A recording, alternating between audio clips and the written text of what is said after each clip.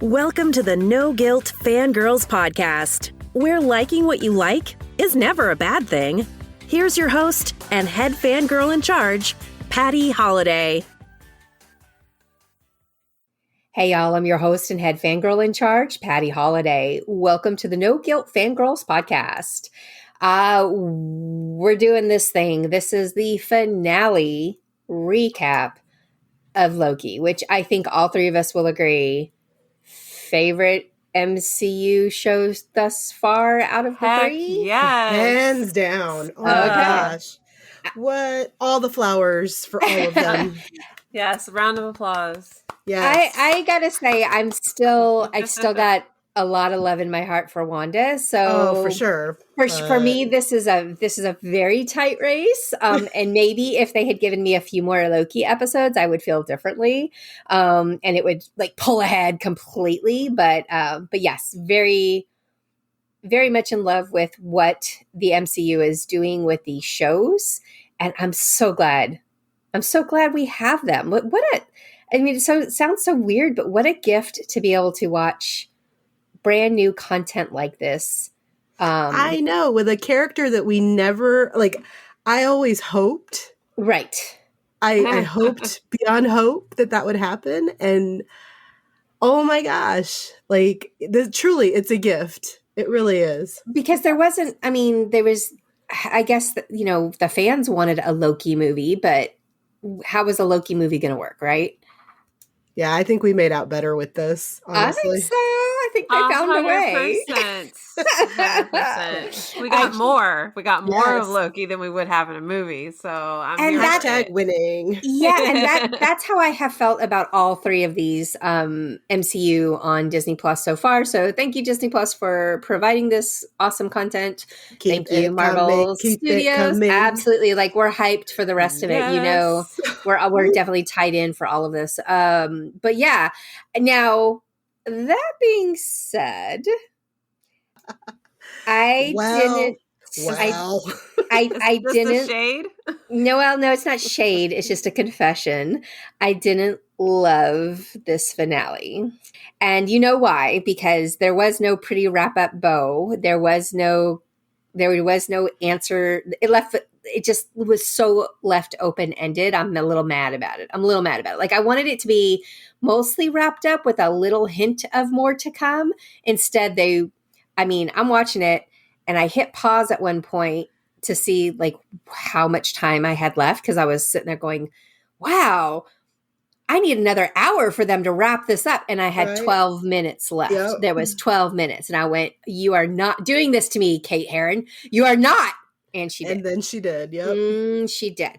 So I got to admit that as much as, of course, the acting, the moments that we wanted to see happen, and some of the reveals and stuff, all of that was cool and great. And I'm happy with it. So don't get me wrong. I'm not mad at the finale, but I needed a little bit more resolution, I think, in some ways. And she left it so completely, totally 100% open-ended at the end. It was at that 12-minute, when I hit pause and saw I had 12 minutes left, I said, we have a season 2 coming. I just knew at that point there had to be. Yes. Right? I just knew that there had to be a season 2, and I knew that was going to be what they gave us at the very end, that they weren't going to give us a stinger. They weren't going to give us a true credit. I just knew that I was like, I called it. I knew it. So I've been wrong about a lot of things in the MCU, but this was the one thing I can claim that I knew as soon as I saw that there was only 12 minutes left and we were nowhere near any kind of resolution. I was like, season 2, done. I really thought I was going to feel that way. And I did have moments of, thank God everybody in my family was awake and watching the finale with me this morning, because the way that I screamed today twice, this morning, watching this show, honestly. And so, but after it was done, I sat there and I kind of soaked it up, and I was like, holy cow, I am so excited for what's about to happen. All the content that's coming, it really hyped it up for me. So I'm with you. always till the end of the line, but always. I just got total goosebumps, like hearing you kind of lay it out there like that. Because you're right. There was so much to unpack here, which Ashley's going to do an amazing job for us and explain it all to us here in just a minute. That in content wise, that it also made sense on how they picked this one to be the last Disney Plus show to put out this year, and boom. Well, I guess it's not the last one this year. Don't we have another one coming up? No, it's not the last one this year. No, What If is coming up next. What If is in August. That's right. Yeah. I was like, we've got something coming soon. Hawkeye after that, for the right? fall. Yeah. Okay. That's fall. So Okay. But out of these first three that they came up with, obviously this had to be this last one because it left us on this big, huge cliffhanger. Like you have alluded to, there's a lot of things. I got to know, Julia, what were your 2 moments where you hollered? The kiss, for sure. And then Mobius saying, my heart.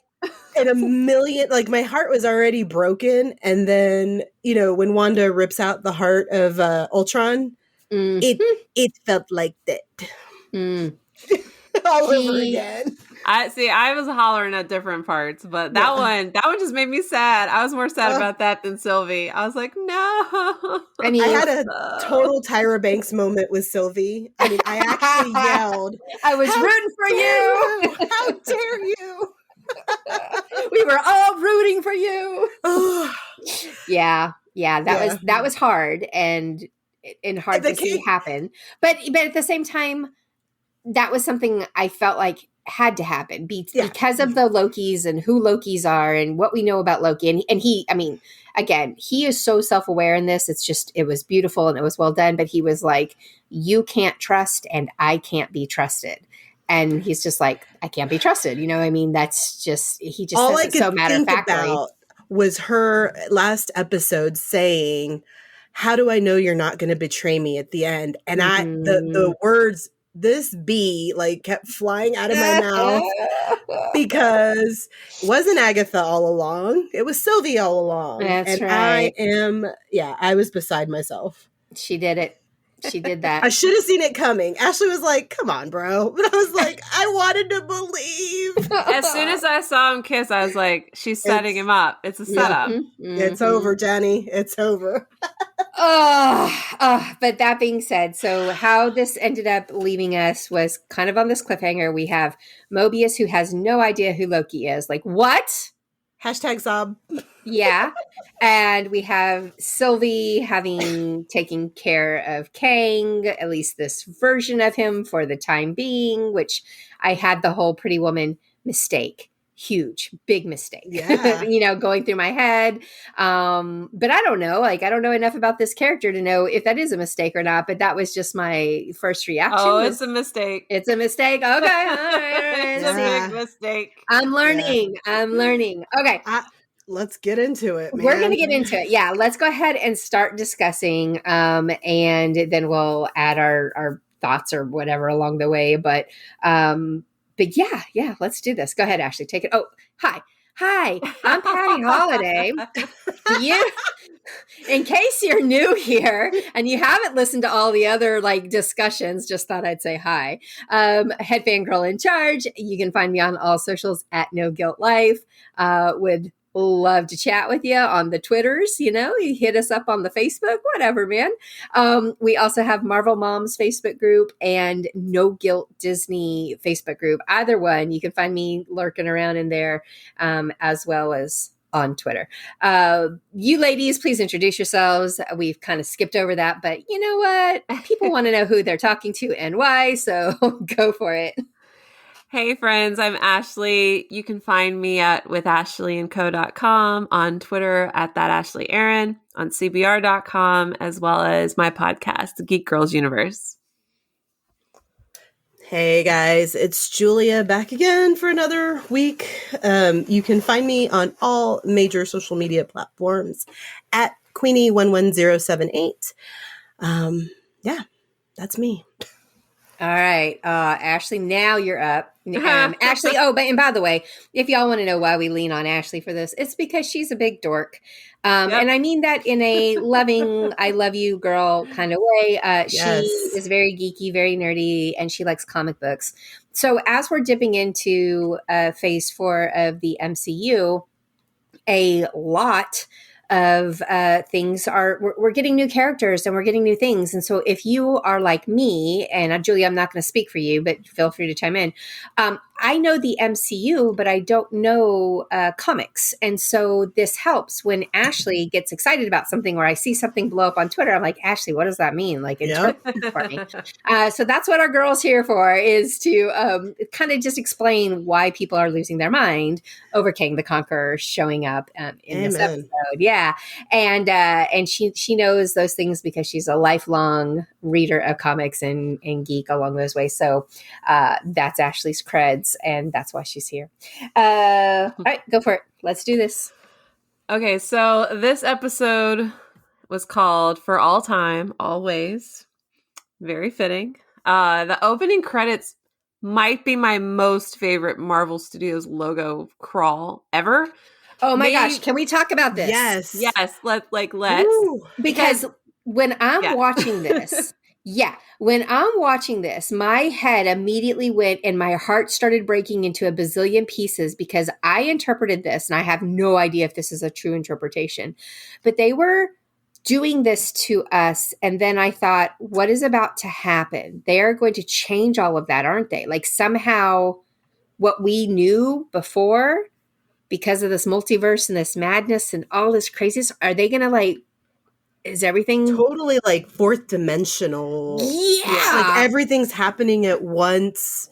I mean, listen, that song, Peggy and Steve's song, always gets me right in the feels. And so I was same. I was like, come on, guys, really? We're not even in it. Yeah. So actually, what all did we see? Yeah. What did they talk about? Tell us what we saw. There was a lot.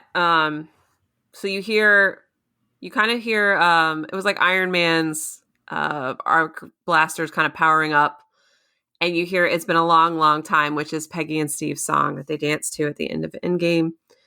And then we hear all sorts of snippets from various MCU films, including Falcon calling Ant-Man Tic Tac, that was in Civil War, Hope telling Scott, that's how you punch, Black Panther saying Wakanda forever.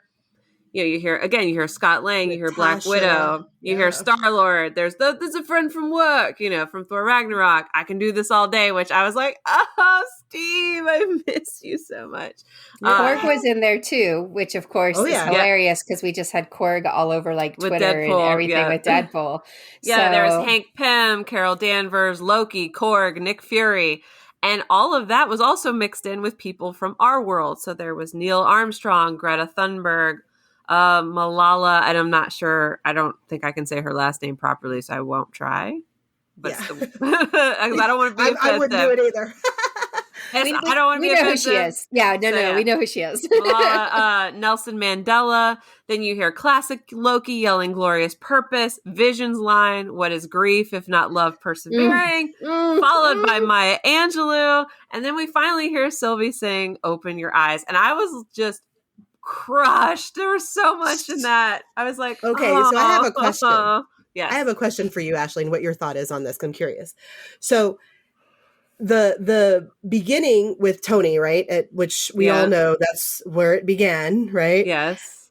And then sort of the quick lead in from Ant-Man. Do you think that was kind of a wink, I guess, to what's coming up with Quantumania? 1,000%. I don't think anything. Yeah, I don't think any of this.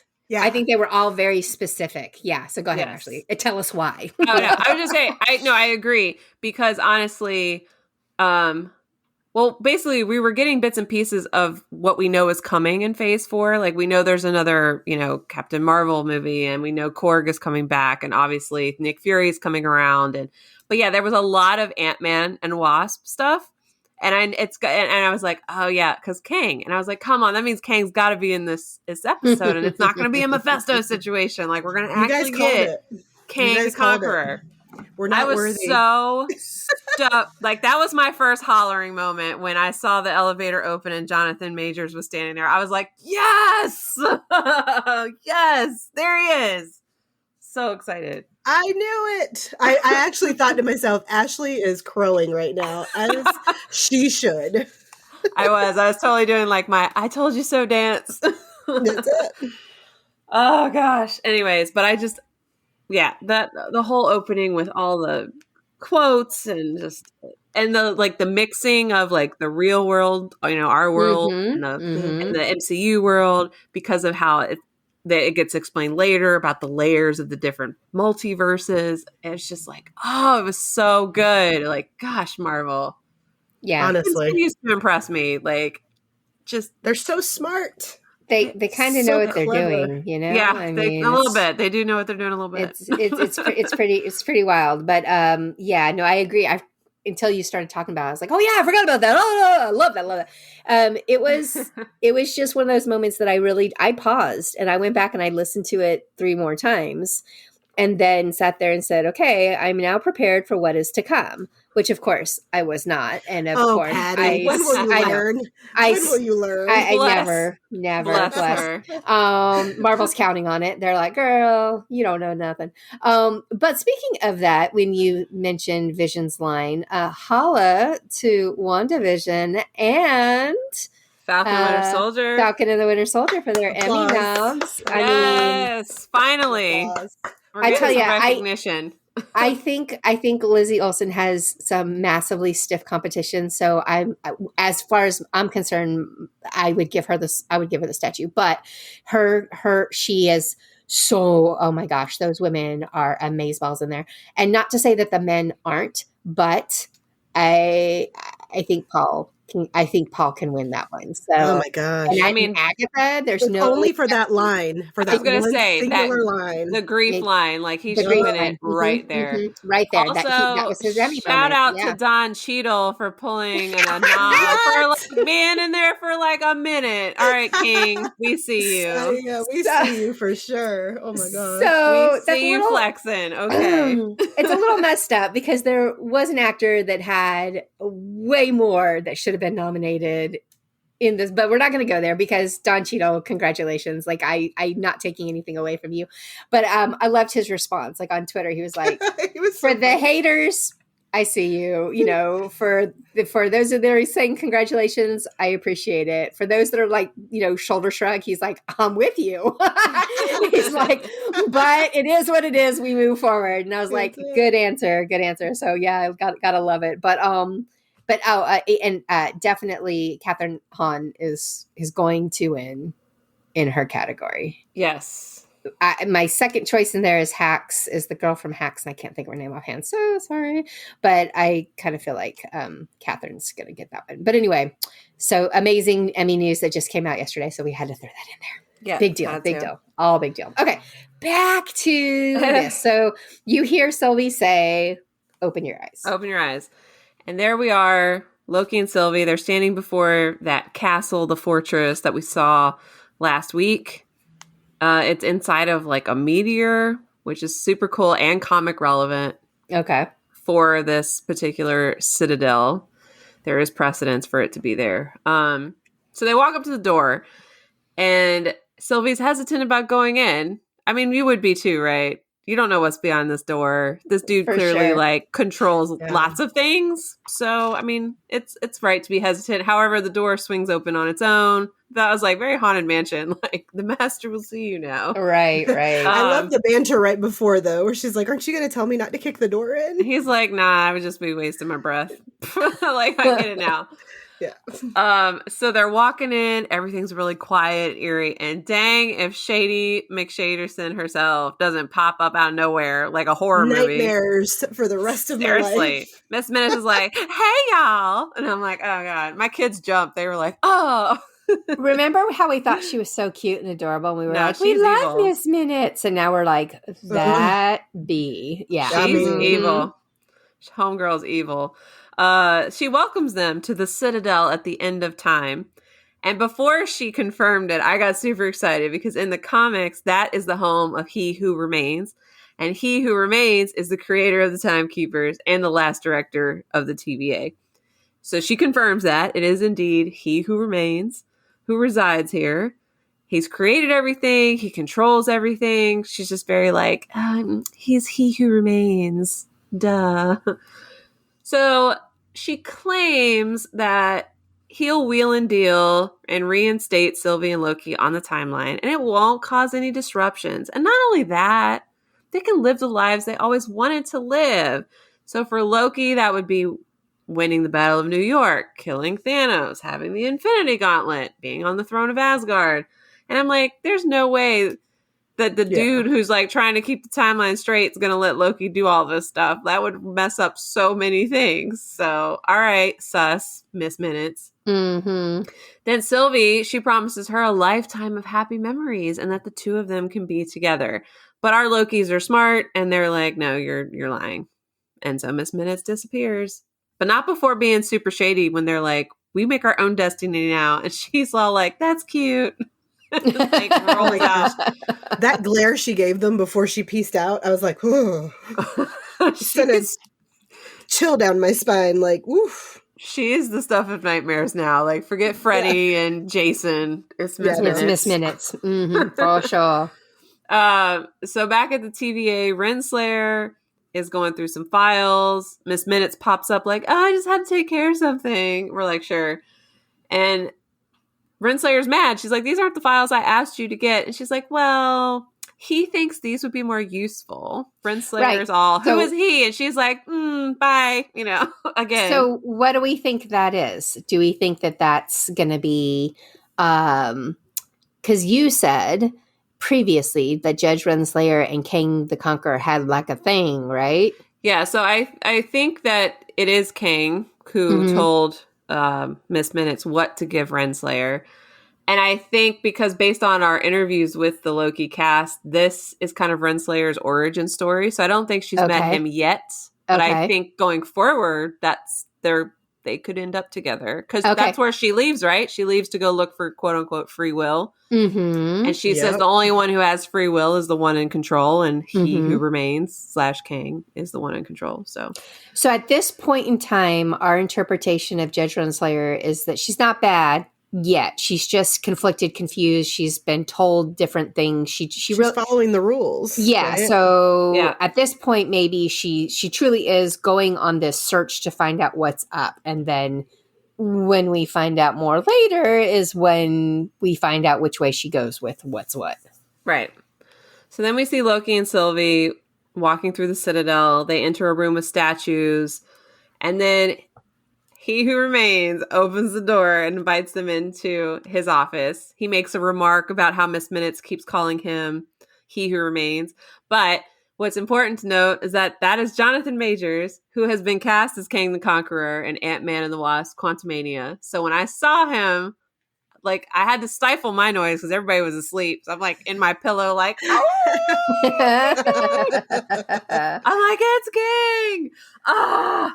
I'm like with nobody to tell but myself. So until 4 a.m. when I texted you. Yes, and I was like, oh God, yes, thank God, somebody's awake. This was me when that happened because I have not paid any attention to any casting or anything, and I only knew that Kang the Conqueror was the bad guy because you told me, Ashley, right? Yeah. So I just haven't been like dialed into anything really, except for what has been right in front of me. And so when that opened and he was there, and I was like, okay, I guess this is Kang. And then I kept waiting for like the moment for them to say, who are you? And for him to tell us his story, which that finally does happen. And he does get around to it. And all he says is kind of offhanded, some call me the Conqueror. And I was like, so that's when it clicked for me. So for anybody who's listening, who's like, I had no idea who this was. Yeah, me neither, girl. Like, it's fine. But that was the moment that I put it together. And it was all based on listening to this podcast with Ashley that I had any idea who Kang the Conqueror was. So, because he never says it. He never straight up says. No, he does not. My name is Kang. Nice to meet you guys or anything. So he gives Kang's backstory. Yes. When he's talking. So it's like, again, it's like if you know the comics, then you're like, oh yeah, it's Kang. And it's all coming together. from like the first couple episodes where we've gotten these little like breadcrumbs of Kang's involvement from the beginning. Super excited. So they try to kill him in the elevator because, I mean, why not? They're like, oh, you're just a guy, so we can kill you easily. He's like, yeah, but nah, I already knew you were going to try that. So Am I though? Am I? No. Yeah, he like dips out of the elevator. Then we see Mobius show up to confront Renslayer.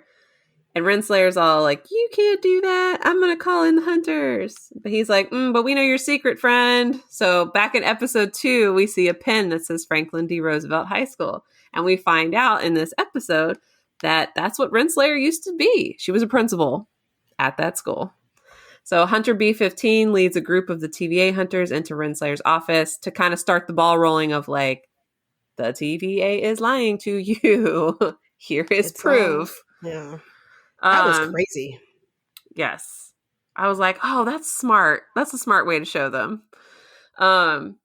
So now we're back at the Citadel, and He Who Remains is showing Loki and Sylvie. He's telling him, hey, this was all supposed to happen. I literally paved the road, and y'all just walked on it. And they're like, what? No, we didn't. We did all that on our own. He's like, no, friends. I saw you. I saw the look by the lake. I was like, oh, are we spying? He calls him out on everything. He sure does. He sure does. Renslayer, like we kind of just said, she ends up leaving Mobius behind at the TVA in search of free will because she has figured out that the one who is in control is the only one with free will. And that's Kang. So, I mean, she might end up getting with him later on down the line of Phase 4. So, Loki's all like, well, who are you afraid of? And he says, I'm afraid of myself. And that's when, like you said, he explains he's been called by many other names, including a ruler, a conqueror, a jerk. I laughed at that. I was like, who called you a jerk? I want to know. Right? All of us. Yeah. But yeah, so when he said conqueror, it's like, cough, cough, Kang the Conqueror, cough, cough. Yeah, exactly. I mean, yeah, thank you, Marvel, for throwing that in for those of us who are too dumb to know any better. I needed that little extra explanation. So, you didn't have to fully spell it out, but that at least confirmed. I mean, I knew who it was because of this podcast. But if I had been somebody who wasn't on Twitter and was or wasn't, having conversations with other geeky people, then I wouldn't have known who that was at all. And it would have just been some dude who seems to know a whole lot. And, oh, snap, Sylvie kills him. You know what I mean? So right. It was definitely also, that's just a little plug. People, you want to stay connected with what's what and what's going on. Y'all come back over here and keep listening to No Guilt Fangirls podcast because we're going to have people explain it to us. I am here as a service to you. So this is when we start to get his story, where he talks about the different variants of himself and how one in the 31st century discovered that his world was stacked upon another world and the layers of this other realities. At first, everything was fine because his other variants also figured this out around the same time. They made connections. It seemed civil until war broke out because some variants were trying to take over the others. So he claims to be the original variant, the 31st century one, and he discovered Alioth and managed to harness his power in order to bring peace and end this war. He then isolated he calls it our timeline, so that's the timeline that we know of, and created the TVA in order to maintain it and to keep everyone safe. He also warns them, he's like, you might think I'm evil, but if you kill me, you have no idea what you're going to be messing with because my other variants are way worse and way more evil. And even though he was like super like clowny and, almost I felt like he was terrifying to me because of how, I don't know, there was just something about the way he delivered that whole origin and telling them like, you don't even know what could come. I don't even know, but it's going to be worse. I was like, ooh, yeah. Dude. Yeah. Ugh. He did an incredible job of walking that line between goofy and eccentric to like, terrifying. I will hurt you and I can hurt you and I will, like if I need to. but also, hey, let's eat an apple, you know? So, and I have to say, it's so funny you pulled that out, because that's what I was focusing on, was how he was able to talk clearly without spitting apple chunks everywhere while he's eating. Like, if I try to eat an apple and talk, it just doesn't work. So that is a true skill, because I also feel like he was truly eating the apple. He wasn't acting like he was eating the apple. It looked to me definitely like took real bites. he was taking real bites of that apple. So can we get an Emmy nod for that next? I'm just throwing it out there. Emmy lister. Anyway, I was impressed with that. I love the callback to Doctor Strange with the apple. Yes. That was pretty funny. I also, I got that imagery. And then also, if you want to go with the whole, like, he who knows everything kind of thing, like then the Garden of Eden and the fruit. And I was like, there we go. Interesting. It's an interesting parallels they were drawing there. So yeah, he tells them, he's like, basically you got two options: kill me, get an infinite amount of devils in return, or you guys can take over.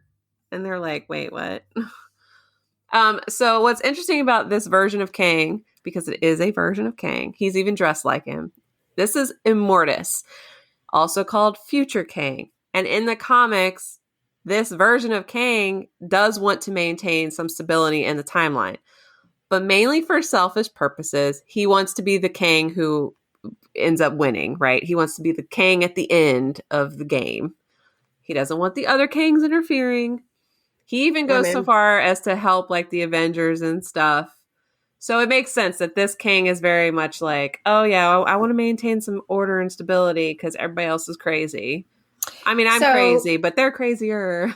So let me ask you this. Is it accurate, semi-accurate? Remember last episode when I was suppositioning that if all of these Lokis are Lokis, so they're the same. So there's a bunch of Kangs that are Kangs, right? Yeah. So what I was picturing was our Loki wants to be the winner and wants to be the final one standing, or at least when the show starts, Loki 2012, 2013, New York Loki, of course, that was very much would have been his personality. Obviously, through this whole series, he changed a whole lot. But kind of what I'm hearing you say with Kang is kind of the same thing. Is like there's a whole bunch of Kangs out there. Yes.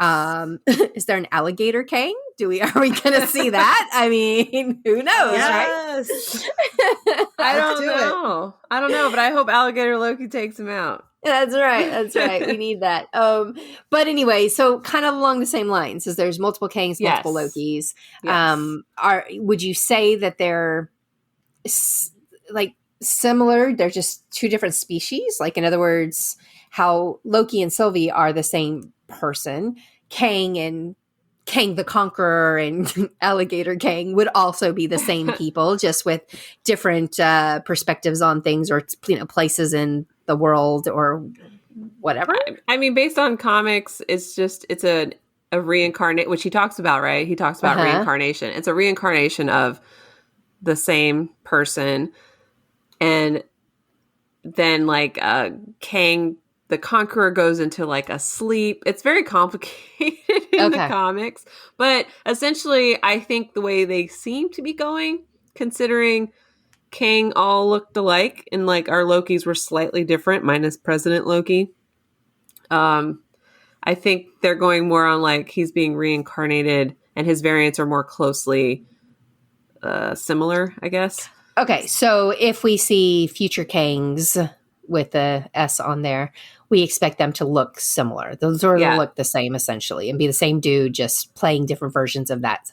Wow, that could show some range. That could also be Emmy nominated. No. We're going to be in movies, so never mind that Emmy.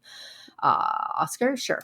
Okay, look at me. I'm just throwing the MCU all their awards. I'm just like handing them out. They need it. They need all the laurels because they deserve. They keep getting shafted. I'm annoyed. It worked last year with Schitt's Creek. Okay, I cleaned them out. I gave one to everybody, and everybody won one. So I'm just saying, there's a good chance that I could be speaking things, manifesting, and I'm trying to help you out, Kevin Feige, because I'm your girl. I'm here for you. Okay. All right. So Kang. All right. So he's trying to get them to take over for him. Essentially, that's what he would like to happen.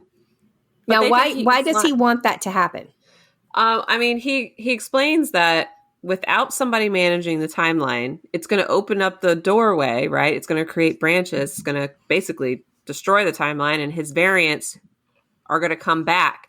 And then that's going to thrust everybody back into this multiversal war, which almost destroyed everything. Right, but why doesn't he just stay in control and get rid of Loki and Loki? Okay, well, he says that he's tired. He's like, I'm old.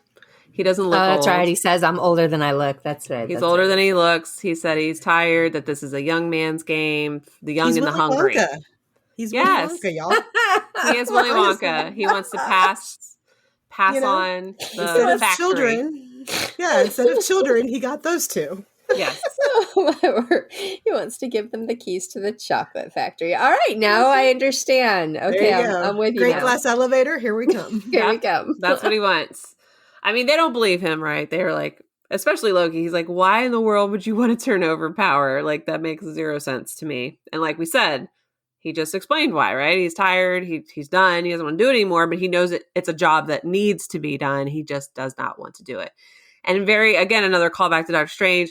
He's apparently lived millions of lifetimes, and he's searched it out, and he's done the research. And essentially the only person, or in this case, people who could take over for him are Loki and Sylvie.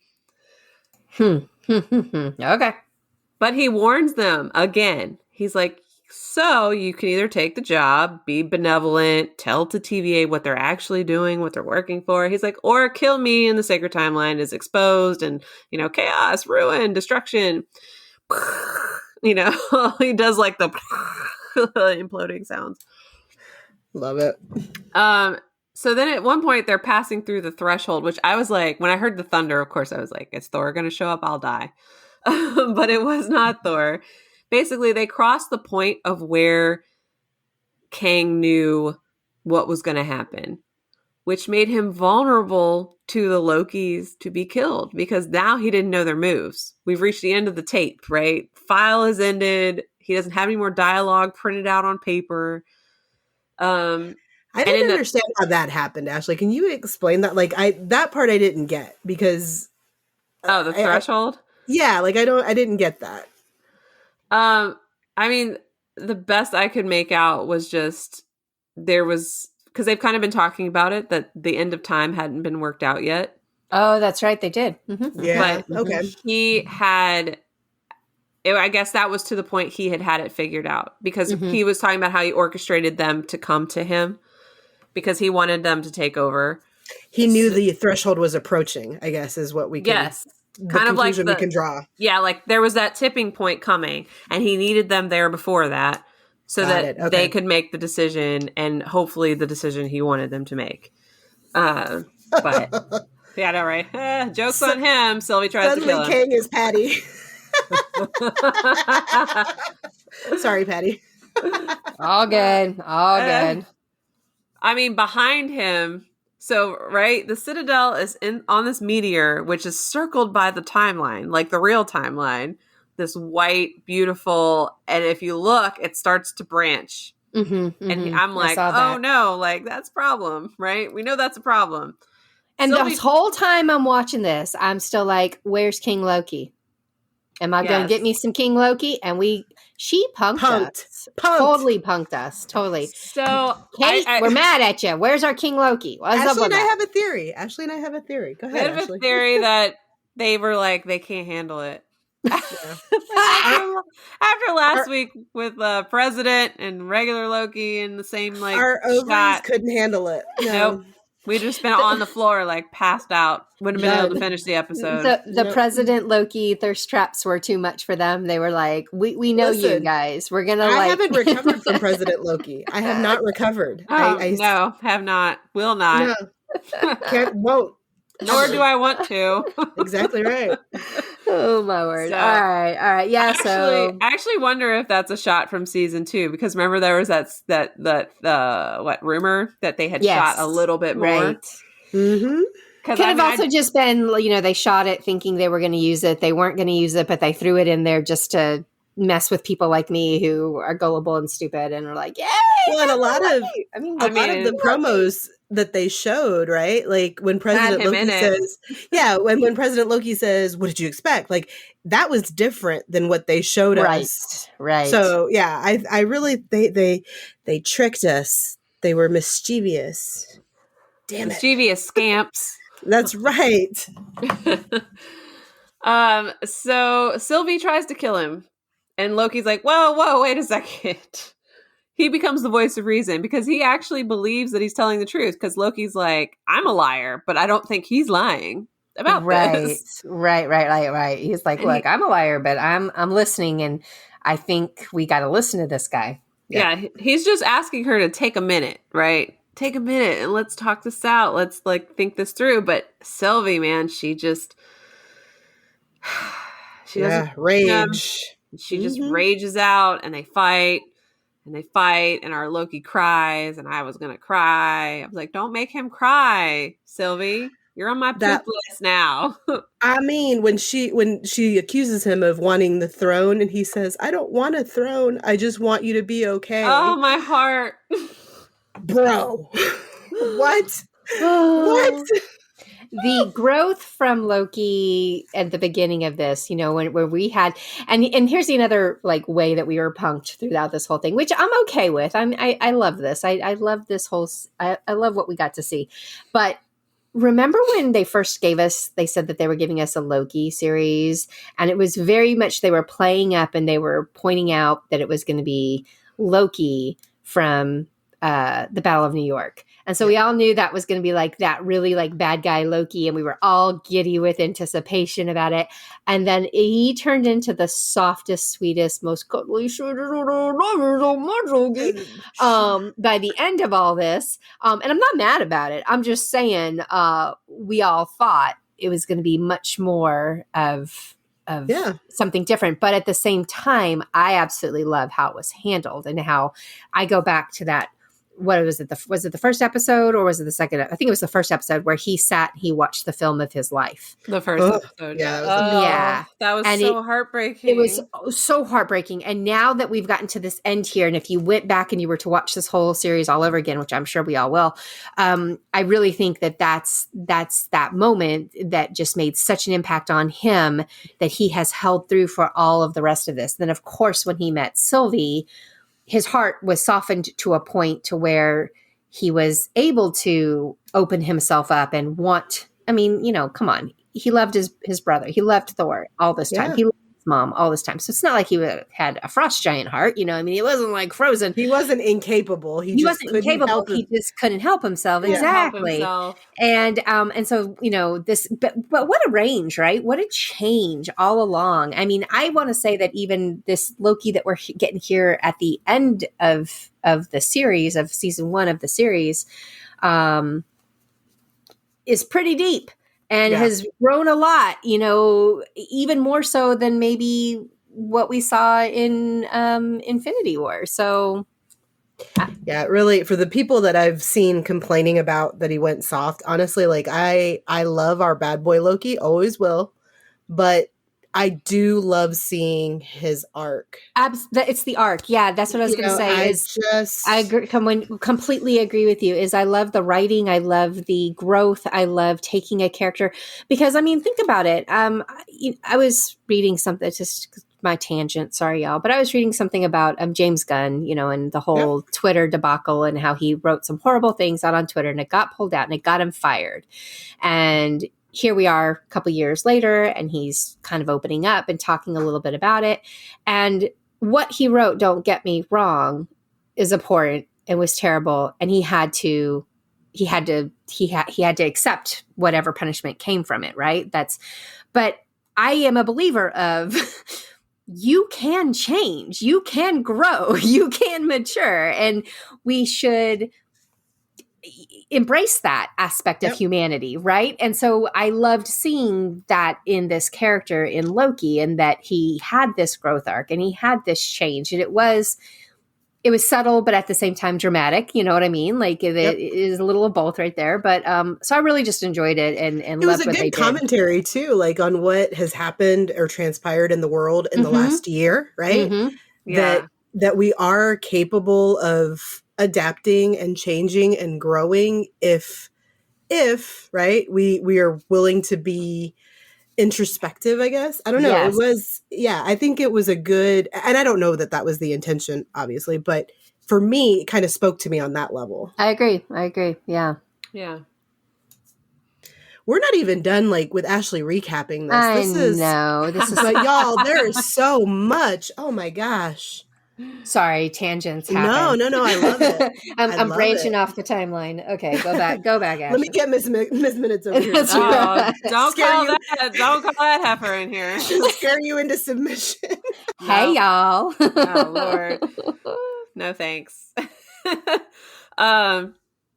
So yeah, they have their kiss, but it was to double cross him. Sylvie pushes him through a door and back into the TVA, leaving her alone in the Citadel with Kang, who tells her, he's been talking about reincarnation, which in the comics, Loki returns again and again from death via reincarnation. And in fact, if you pay attention in that scene when Sylvie's like, that's garbage, that's a fairy tale, Loki looks like he's about to correct her.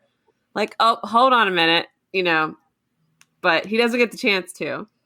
But that's a little foreshadowing too, because when Sylvie goes to kill Kang, she's like, are you going to beg for your life? And he's like, no, not really. He's like laughing. She stabs him and he looks at her and he says, I'll see you soon, and winks at her. And I'm like, oh my God. I'm telling you, he's terrifying. Yes. He knows. Because he goes, if you kill me, I'll still end up right back here. And I was like, oh. Yep. Yeah. Whew. And then right after that happens, she's crying, feeling some sort of way. I'm feeling some sort of way about her, so I don't really care about her tears. I know. Like, what are you crying about? Heifer? What? I know. You pick stabbing crazy Kang over kissing Tom. Like, who would do that? Would not be me. Would not be me. Betraying the one person. But I mean, it's poetic, I guess. I don't know. I mean, I know it had to happen, but still. No, we were flipping some tables over here and a little mad about how dare you? Yeah. How dare you hurt Tom? See, that's what it is. Don't hurt my baby. No, because the Loki stands will come for you. You got that right. We're not serious, folks. Everybody calm down. And we also know that the actress is not the character, like poor Wyatt Russell. I know. Well, poor Wyatt Russell, but really, how dare you? How dare you again? I know. How dare you? But on this podcast, we do realize that they are two separate people. They are not their characters. No. But still, Captain America, faux Captain America. Oh, don't get me started. Okay, sorry. Back to the timeline. So while she's crying on the floor and we don't care, they zoom out to the outside and the timeline is not only branching, it's like going insane. It's crackling with energy. The lines are crossing. It's like springtime came, everything bloomed all at once, and like just everywhere, just branches everywhere. And then we see on the TVA monitor, red lines, all the beeping, like, that ominous like Armageddon beeping, like this is a problem. Hunter B-15 and Mobius are trying to figure out what's going on. Loki pulls himself together, decides to go try and find Mobius. He's running through the TVA looking amazing. Sorry, I was just like, I really enjoyed it. Searching in all the places that him and Mobius hung out. I know. Mean, that, again. And then here's where my heart broke again. Mobius and Hunter B-15 are talking about, like, what should we do? Like, does he want us to take care of the timeline? He being he who remains, right? They didn't know about him. So how do they know about him now? That was your first clue. The second clue is when Loki starts talking to him, Mobius is like, but who are you? Oh, no. And still the loveliest, most tender and kind person to this, analyst that he quote unquote doesn't know. right? He's still like the sweetest, kindest, and I where do we send our bill for therapy? Care Honestly. of Kevin Feige Yes. at Marvel Studios. Kevin.feige@marvel.com. Woo. Yeah, so Loki is like us, right? He's just brokenhearted. Like, dude, my girl turned on me. Now my best friend doesn't know who I am. We're not getting a jet ski. No. So, and then We're not getting a jet ski. we're not. And it's sad. Okay, I needed sad. that. They couldn't even give us that like in the credits. Like I was staring at the credits hoping there'd be a picture. Something. Salty. I'm so salty. Okay, so I guess the world's ending. He doesn't have time for a jet ski. But I guess the Come multiversal war is happening with jet ski later, right? Okay. yes. Okay. But yeah, and then Loki looks out, and where there used to be the statues of the timekeepers, there's only one statue, and it just happens to be Kang the Conqueror, who is now in control. Because Mobius and 100B15 were talking about him. He doesn't know him. The timeline's already in chaos, clearly. Something's already gone wrong. And then, credits. And we don't get a post-credit scene in this one, but we do get a final shot where Loki's case file is stamped saying Loki will return in season 2. Season 2. Woo. Hallelujah. Yeah, Amen. and I'm good with season 2, Avi. I mean, like we need more of this story, and I like that we're gonna get it in this this type of content. So, and we're getting more Loki in What If. Doctor Strange 2. Yeah, and Doctor Strange, that was confirmed today, but Tom on Jimmy Fallon basically was like he voiced Loki in What If. Yes, he did. So, woohoo! They got almost everybody back for What If, which is also cool. Yeah. So oh my gosh, I'm so geeked. I mean, Same. I'm thrilled with it because obviously more Tom Hiddleston, more Tom as Loki, and all of this is good. But I'm also a little nervous because what have they changed going forward? What do you mean? You mean in the movies? Yeah, like obviously they can't change the movies, right? But are we going to have alternate timelines and alternate realities now that we're going to need to go, oh, but that didn't happen before, but it happened in this I mean, you know what I'm saying? Like things are going to get weirder now. I think it will, but I also I love that this series kind of gave hope for, Loki's fate in Endgame or in Infinity War. Like I feel like that I get where you're coming from, but I'm also like, I'm Loki, and when I die, I don't. So, we survive. I mean, I guess it's at some point maybe that shtick will get old. I'm not falling for it, Julia, because as soon as I get on board, I will have my heart ripped out and broken everywhere. I hear what I hear what you're saying. I want that to be the case. I would be totally, completely fine, to be honest, if there is some way for them to alter that one scene so that it turns out that, yes, he quote unquote died, but he did cast an illusion so powerful that it fooled the Mad Titan himself, to quote classic Loki, right? Mm-hmm. I'd be good with that. Don't get me wrong. Because there's nothing more I love so much, and I have from the beginning. And just for people that don't know, in the MCU, my gateway to the MCU was Thor, and so I've loved Thor and Loki from the get-go. I didn't see Iron Man for years. Actually, I just didn't go see it in the movie theater. I wasn't interested in it. It was Thor that first caught my attention. Chris Hemsworth, but truth is what it is. So I've always loved Thor and Loki, and they've always, been very, very much the bros that I love to see together. So yes, I want that to happen. I'm just kind of a little bit guarded. I'm just a little guarded. I have to protect myself a little bit. You got to hold your heart a little bit. I feel like it's going to get crazy, and I think we're going to see stuff that we've seen before but it doesn't turn out the same way until they fix it. Like they're going to have to fix it. And that's going to be the big thing this time, right? Yeah. The multiverse of madness. That's how they're going to have all the Spider-Man that's like the worst kept secret ever,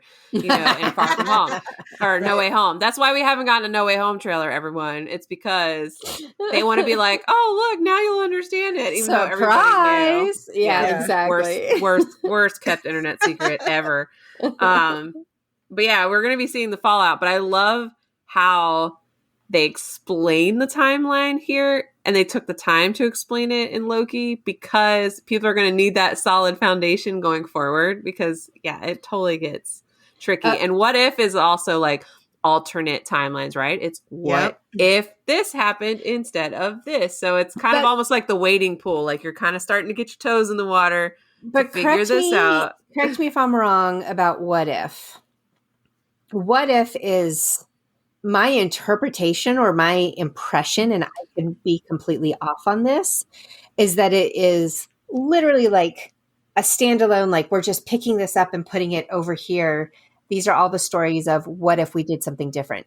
In other words, it's not going to necessarily affect anything in the timeline that we go forward or whatever. I don't want to say that it's not canon because I don't know all the rules of what makes something canon or not. But you know what I'm saying? Like it's like a separate chunk of stories that we're putting over here. I didn't mean that it was going to affect our timeline. Okay, good. Just want to make sure. I was like, did I miss something? Is that what's happening? I was just saying, cool. I think it'll be a good, like I said, like getting your toes wet to figure out what it's going to look like on the big side of things. Like what, because like you were saying how it took a while for it to like get the whole variant thing and like really grasp the concept and the notion. I think the what if's going to help people with the multiverse stuff because it's going to get insane and confusing.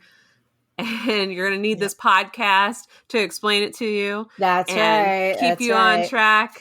We're here for you. We are here Tell you what you missed. And you have the benefit of 2 non-comic readers that will ask all the questions that you're dying to know. That's right. We're here as a service. Speaking of, so this is probably going to be the last No Guilt Fangirls, at least until we get to What If. We'll take a little break. And then, ladies, are you interested in coming back to talk What If? Oh my gosh. Yes. Sure. It's been so fun. All right. Cool. Ashley, you might as well just co-sign on and, I'll start giving you half of everything I make on this podcast. All right. Here you go. Yeah, there you go. I just paid you. But I appreciate you making time and doing this for this whole year because there's just been so much. And it is definitely something where I can talk about how much I love XYZ, but it is so much more fun to fangirl with people and to talk about all of these different things. And I think some of these series need a full explanation like this. And so that's why you're here, why you guys are here. And so I appreciate that.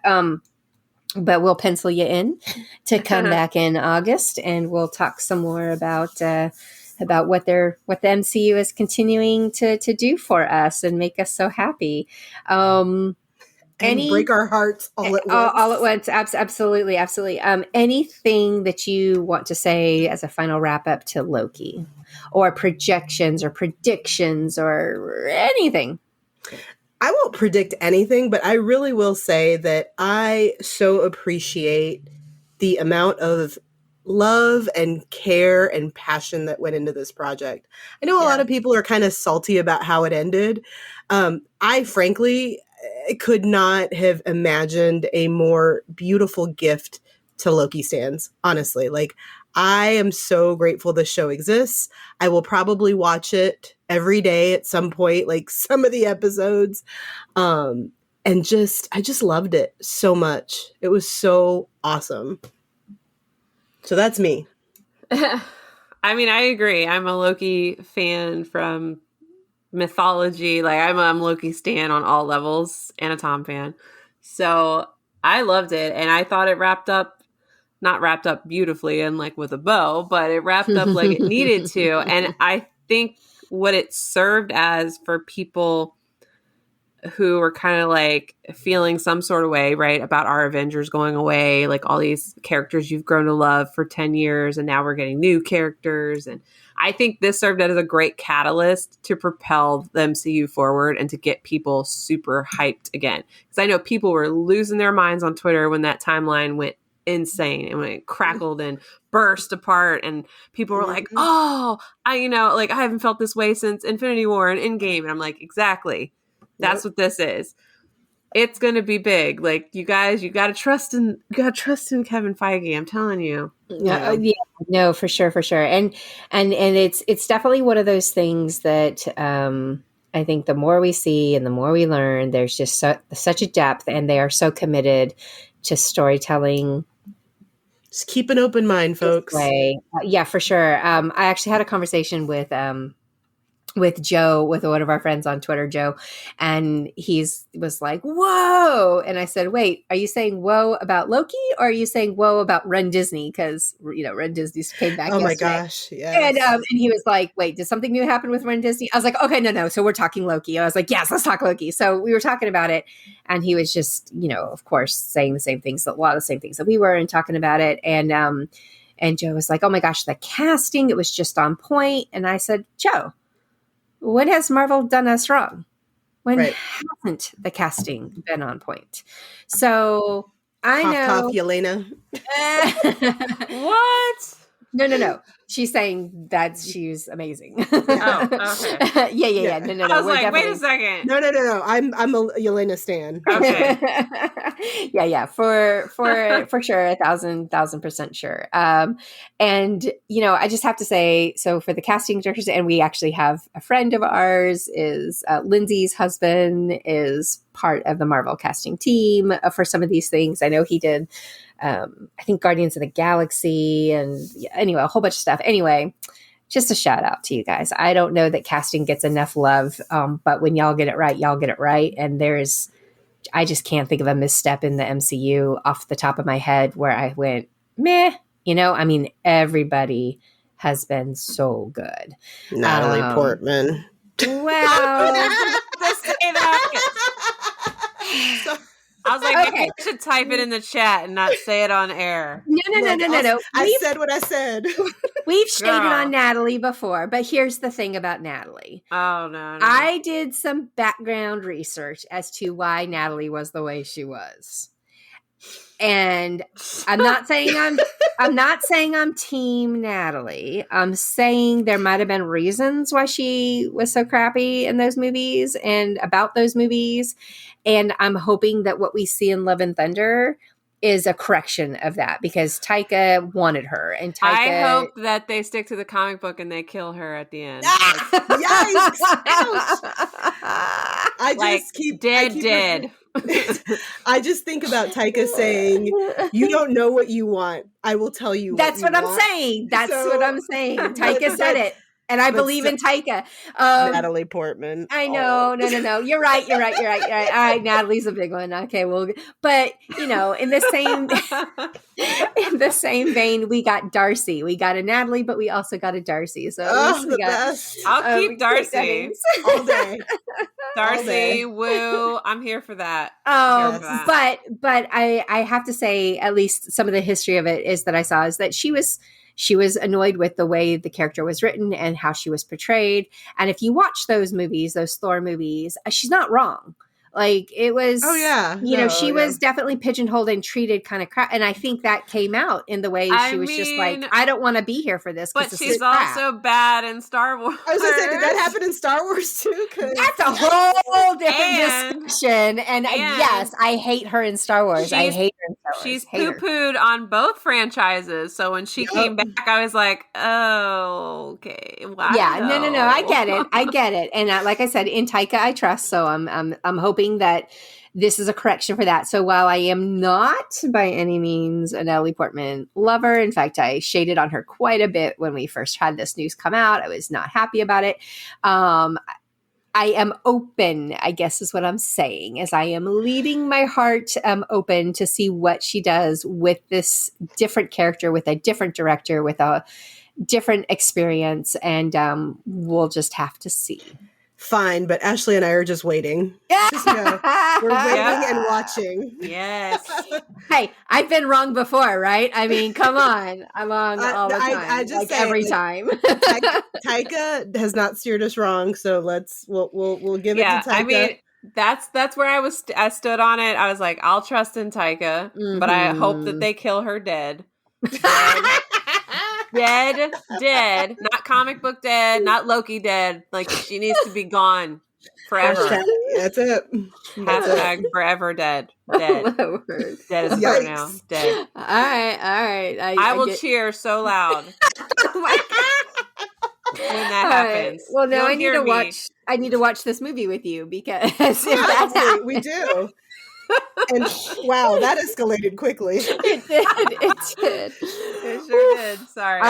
As rabid as we are about Tom, we have feelings apparently about Natalie. So many feelings.